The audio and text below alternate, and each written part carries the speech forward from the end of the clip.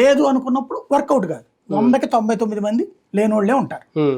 ఇక్కడ ఒరిజినల్ ఏమైపోతుంది, ఇప్పుడు దీంట్లో అయితే ఫస్ట్ ఇక్కడ ఒక అథారిటీ పెడతారు, అధికారులే అథారిటీ. ఎవరు కన్సర్న్డ్ రెవెన్యూ డిపార్ట్మెంట్ లో మంచి సబ్జెక్ట్ ఉన్నటువంటి వాళ్ళే, హైలీ ఎక్స్పీరియన్స్డ్ పర్సన్స్ దానికి ఇన్ఛార్జీలుగా పెడతారు. అదొక ట్రిబ్యునల్ పెడతారు. మీరు ముందు ఇక్కడే కంప్లైంట్ చేస్తారు, నా భూమిని ఇడిది అంటున్నాడు చూడు, ఇది నాదే. వీళ్ళు వెంటనే ఆ కాగితాలు చూడగానే ఒరిజినల్ ఏంటి డూప్లికేట్ ఏంటి అనేది వీళ్ళు కనిపెట్టేయగలరు. కాబట్టి ఇక్కడే తేల్చేస్తారు. వీళ్ళ మీద మీకు నమ్మకం లేకపోతే హైకోర్టుకు వెళ్ళాలి. ఇది ఆ చట్టం యొక్క పద్ధతి. భూములు సాగు నేలల మీద యాజమాన్యం ఉండదా ఈ చట్టం వస్తే? ప్రభుత్వానికి హక్కులు వెళ్తాయి అన్న దాంట్లో ఏమన్నా వాస్తవం ఉందా? నేను చెప్తుంది అదే, అసలు హక్కు ఉన్నోడికి వస్తుంది భూమి. వీళ్ళు ఏమంటున్నారంటే దాన్ని ఇప్పుడు మీకు ధరణి మీద మొన్న బాగా రచ్చ ప్రచారం చేశారు.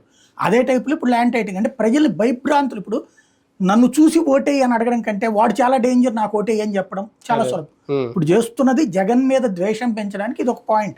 మీ భూములు లాగేసుకున్నాడు, దీనికి జగన్ చేసిన ఒక తప్పుడు పని ఉపయోగపడుతుంది. ఏంటది, ఆ పట్టాల మీద వీటి మీద ఫోటోలు పెట్టుకోవడం. భూమి మీదకి సంబంధించి భూ యాజమాన్య హక్కు మీద ఎప్పుడు ఏ నాయకుడు ఫోటో ఉండకూడదు, గవర్నమెంట్ లోగో ఉండాలి. పట్టా ఇచ్చినా లేకపోతే ఏదైనా ఇతను చివరికి ఆ పర్మనెంట్ హక్కు అని చెప్పేసి తన కాగితం పెట్టుకున్నాడు. అందువలన వాళ్ళు దాన్ని వాడుకుంటున్నారు. అంటే ఎవడ ప్రచారపు దొరద వాళ్ళకు ఉపయోగపడింది అంతే.